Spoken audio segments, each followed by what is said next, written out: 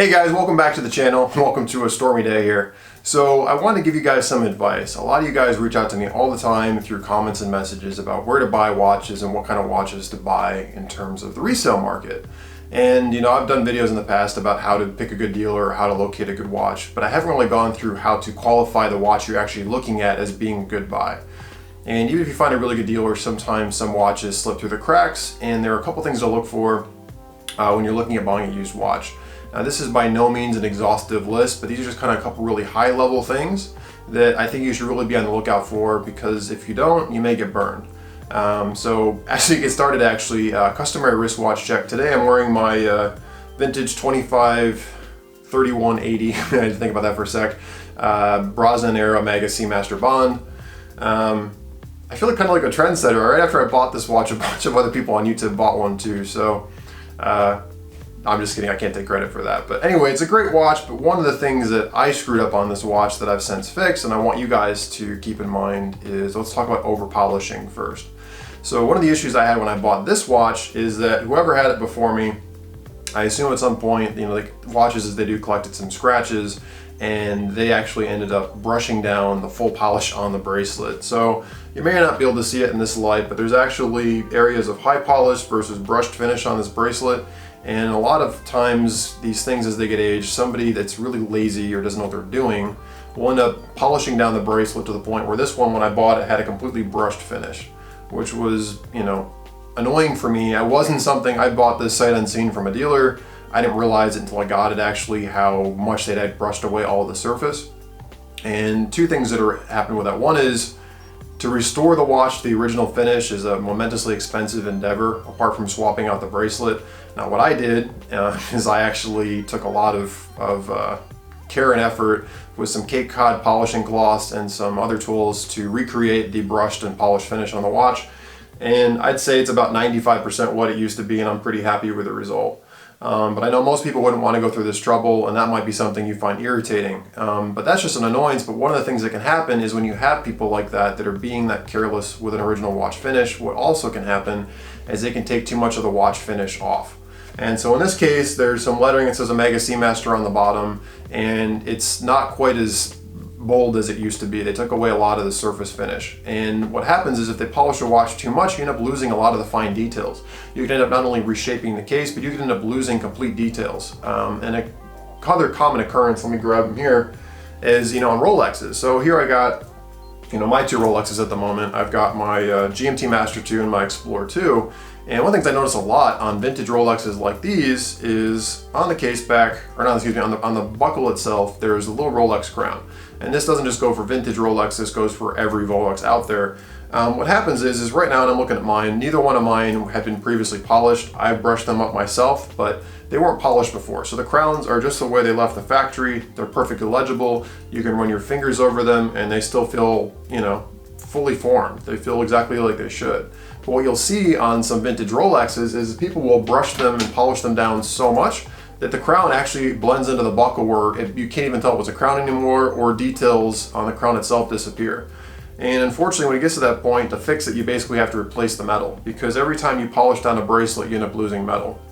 So the point to you in this whole rant about that is, when you're looking for a used watch, make sure that it hasn't been screwed up by some inept idiot that over polished everything. Not only could they remove details like the brushed and polished links on my Omega that I've since fixed, but they also could actually remove details that can never be restored. So you can, of course, restore these details like I have if you have the time and patience or the money. But some details, you know, like where there's actual writing or there's certain contours to a case, if somebody that inept was working on your watch, there are things you can never restore. And so without replacing actual parts. So just something that I want you guys to keep in mind. Something else that I really want to talk about is water damaged watches. So there's no quicker way to absolutely destroy a watch than water damage. And I occasionally see online people selling watches that they dropped in the pool or some such situation where the watch looks great on the surface. They said, oh, it just stopped running, I dropped it in the pool or something, it just needs a service. Don't buy it. Watches, you know, especially modern dive watches in particular, have rubber gaskets in them that give out. With time, they get brittle, they crack, and you know, they can let water and atmosphere into the watch. And if they end up getting dropped in a pool or a bathtub or something like that, water will get into the case and it will destroy the watch. Also, there's just people doing stupid things with their watches, like activating a chronograph underwater, which is something you absolutely never want to do unless you have a non-mechanical pusher, like a magnetic pusher. But any mechanical chronograph, anything with like a Valjoux 7715, for example, if you operate a chronograph underwater, you're guaranteed to let water into the case, and it's a disaster. Situations like that, again, people being careless, leaving the crown open, adjusting the watch, playing with the watch underwater, which you should never do, or just letting seals, get old on watches and then exposing them to water gets in the case. And what happens is a lot of the damage you may not be able to see. So they may dry the watch out, the watch may present, perfect. They may just say, oh, it just stopped running, or I got a little water into it, it needs a service. Stay away from it, because what happens is that water will get inside of the movement, it will corrode, and if you look online and Google image search, it's not hard to come across millions of pictures of watches that are absolutely worthless now because water got into the case, it corroded all of the metal components in the watch, and basically the watches, on a good day, probably need a good third of their movement parts replaced. On a bad day, they probably need entire movement, and they're completely worthy of being written off. They can never be fixed again. So, something to be aware of. I know you may be tempted to pick up a watch that was dropped in a pool or something that looks great. Unless you're just looking to buy a watch for like the bracelet or some other parts that wouldn't be affected, if you're looking to actually buy one of these watches and bring it back to running condition, these are not the watches you want to be investing in. Stay far, far, far away. The next thing is be aware of people replacing movement parts. So that's a very vague thing to say. I talked about this briefly in the past, and I've talked about like my Rolex Daytona that I used to own and some other things. There are a lot of counterfeit parts out there on the watch market, and some watches too are just old, and people have gotten creative in the way that they've fixed some of these older watches. And so whenever you pick up a used watch, make sure you're buying from someone that either has never opened the watch, so you know that at the very least, even if it's running poorly, it's factory original, or if it is, hasn't been serviced, was it serviced by somebody that's actually qualified to be working on watches. There are so many situations out there where these watches have been just completely destroyed, where people have used like glues and crap on the movement or on the dial that never should have been there. They've used, really poor quality replacement like Chinese parts. They've created parts of their own, and in so many ways they basically destroy the mechanical integrity of some of these older watches. And while you can't guarantee that it won't happen to you, whenever you're looking at buying a used watch, look at the fine details. If there's specks of dust on the dial, if there's hair on the dial, if there's fingerprints on the dial, if there's glue marks where there shouldn't be glue marks, or if you're buying it from someone that, told you that they just serviced it themselves, unless they can produce some kind of credentials, I would stay away from watches like that, because odds are some monkey has gotten in there and screwed them up, and they're not going to be worth the money to put right again. And, a little bit of, poor decision making on a watchmaker's part can cause way more damage than is worth repairing on a lot of luxury watches. So again, if you're buying a watch, if you're buying from an original owner, and if they've ever had it serviced, make sure they got it serviced by the manufacturer or by a some sort of reputable dealer that actually has an affiliation with a certified watchmaker that specializes in that brand, if you can track it. A lot of times too, I'll just buy watches that I know have never been serviced. So they may need a service, but I know, that when they do need to get serviced, that at least that I can control the quality of the service that they're going to get. So something to be very careful of. So the next thing I'm going to talk to you about is be aware of gold-plated watches. Now, I've talked about this on a multitude of videos, and I'm not talking vintage watches from the 40s, 50s, 60s. That's a very different market, and technology back then was very different than it is today. But there are a lot of watches from the 80s, 90s, then 2000s that are gold-plated, and I would recommend you just stay away from them, in short, because the gold plating goes away, and to replace those parts, they're going to be a fortune to replace. And so if you see a watch and it looks like some of the plating is coming off, just expect whatever the part is going to have to be completely replaced, and or just don't buy it at all. Like, for example, I know a lot of these vintage Breitlings from like the 90s and early 2000s. I actually like some of them, the chronomats, like the pushers and actually the crown itself have like gold plate on them. And I've noticed this on a ton of chronomats that I've looked at buying, where actually the gold on the crown is actually peeling off because people have constantly been playing with the crown. Expect that when you see something like that, the crown's going to have to be replaced, and it's not going to be cheap. And again, I would just recommend you stay away from gold-plated watches in general, unless again you're talking vintage, which is a very different deal. But just expect that the gold plating is going to wear off, and that if you want to put it right again, there's no quick fix. They have to be replated, and replating a watch is not something you can do at home. It takes specialized tools and understanding, And so either be okay with the condition of the watch as it is, with, you know, issues with the plating, and or prepare yourself to spend a lot of money to put it right again, and understand that it's a wearable item and that over time the plating is going to come off again, and it's just a perpetuous cycle. So just something to be aware of. Unless you like the patina of flaking off, you know, gold, probably not a good purchasing decision for you. All right, the next thing, and this is something that I'm very passionate about, is be aware of the rarity of the movements in your watches. So, you know, there's a lot of watches out there that I would love to own, absolutely love to own. And the reasons that I don't own them is because of the servicing complexity and the availability of parts. You know, as much as I may like a Nomos or a Glashütte, those aren't so bad, but even a lot of like the inner house, you know, older movements from like the 80s and older, finding parts for some of these watches is very, very difficult. And, you know, a lot of newer watches too, like if you have a Lange and something goes wrong with it, you can only send it to Lange and you can only get it serviced by them, and it's going to be very, very expensive, which it should, because it's a luxury piece. But a lot of the watches I buy, the Omegas, the Rolexes, you know, the Breitlings, etc., Panerai, I bought ones that either had very common in-house movements, like, you know, like my Rolexes here are both using 31-35 base movements. These are 3185s because they have the GMT features on them. But, you know, Rolex has been building on the same architecture for years. It's not difficult to find people that can service a Rolex watch like this. You know, my Omega, you know, this uses a Valjoux, or excuse me, an ETA 2892 that's been modified into a Cal 1120. This isn't a hard watch to get serviced either. Some of the newer ones that are in-house that have coaxial, you need to be specialized in training for those movements, and it's not going to be every street corner that you can find somebody that can service them. And so it's just one of those things to keep in mind. I tend to buy watches that I know I can get serviced by most people. I don't want to have a situation where I have to send a watch halfway across the globe to get it serviced, and it could take them 6 months to find parts for it. You know, as much as I would love to have, you know, like a 90s or early 2000s, like Jaeger-LeCoultre, like high complication watch, or I mean, even like I'd love to own a minute repeater at some point. The more specialized the watch, the lower production of the watch, especially watches that in-house movements, they can be that much more difficult to get repaired.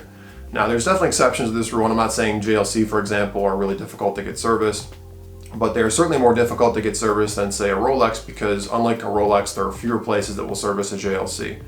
And so there's something to keep in mind. Whenever you're buying a watch, you know, try to do some research on the movement and find out how common that movement is. And if you're, you know, leery about high repair cost, or you want to make sure that it's something that you can get serviced locally, stay away from watches that are low production numbers, or that are high complications, or that are really old and rare. You know, for example, I have my beautiful, and I love it, vintage Pierce chronograph. To find a watchmaker that can work on that watch and can find parts for that watch is going to be honestly very difficult if I ever decide to get that watch serviced. Even some of these vintage Seikos, a lot of the vintage Grand Seikos especially, I know for a long time Seiko wouldn't touch them. I've heard that some people now are able to find parts for them, but if you can't find parts, what you're basically going to do is pay for a full-up restoration, where watchmakers have to basically recreate individual components for that watch. And anytime a watchmaker is fabricating special components for a watch, it's not going to be cheap for you. So another thing I want to talk about is watches with integrated bracelets. So you may or may not have noticed, and you guys probably wouldn't, that I never buy watches with integrated bracelets, although there are several out there like Omega Constellations and others that I really like. And the reason that I don't do that is because if I end up buying one that has a really short bracelet, and or then finding parts for it are very difficult, I can't just strap a strap onto it while I get it figured out.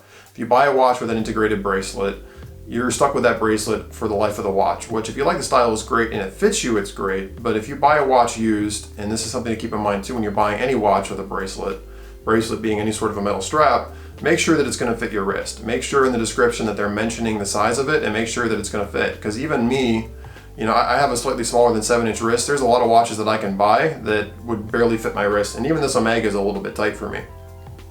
And buying, you know, additional links for bracelets can be very expensive, especially on luxury watches. And if you're buying a watch with an integrated bracelet style, basically one where you can't just take it away from the head is what I'm talking about, bear in mind if the bracelet doesn't fit you, you're kind of stuck, because you can't just work around it and put a strap on it until you get it figured out.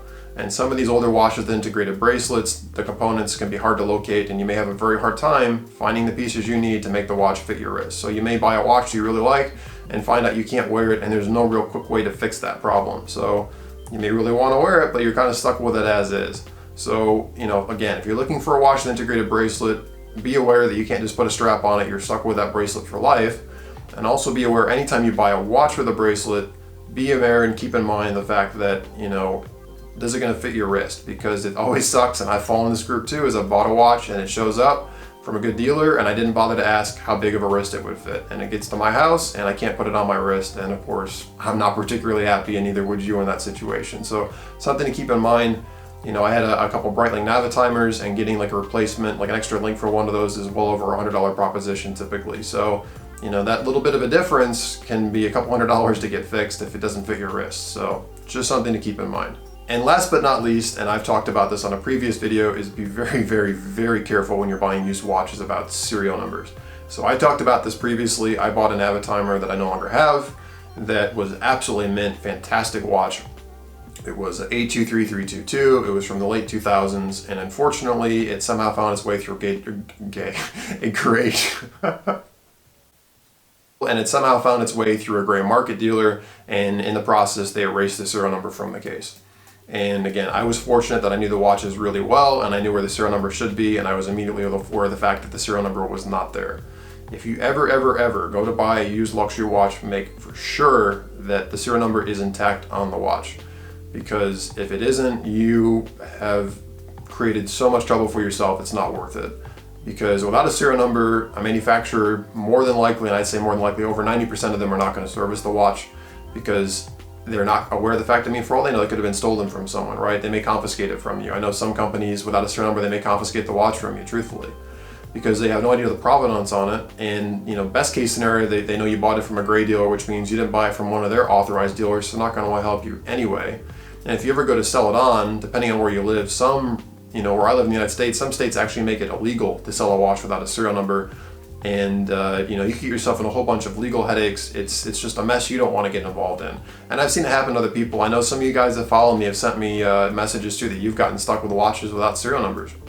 You know, Omegas, the Seamaster, they put the serial number inside one of the lugs. And I know a couple of you guys out there bought Seamasters and there was no serial number between the lugs. And I suspect this goes back in the day when some Omegas found their way into Costco warehouses and serial numbers got erased. There's quite a few of them out there, and you know, mine has a serial number. I'd only recommend you buy ones that have a serial number because, again, you're getting yourself into a whole lot of headache without one. So always make sure the serial number is intact. You probably aren't going to know where it is unless you've done your research, so make sure you know where the serial number should be. So when you're looking at watches, you can look to make sure it's intact. Breitlings can be very difficult because the case backs are usually highly polished, but it's usually printed below the model number, although it does change.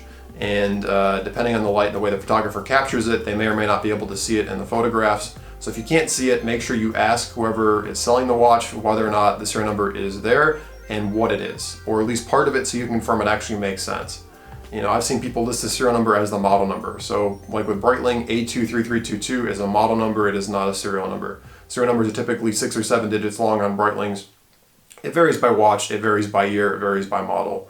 Point is, make sure whenever you're buying a watch, know what a serial number like it should look like, and make sure that it makes sense for the watch and it's intact. And some watches too, it really helps you make sure that the watch is authentic, and it actually helps you confirm that it's original. You know, with Rolex, for example, you know, you really want to make sure that the serial number is intact, not only for the reasons I just listed, but also to make sure that things haven't been changed.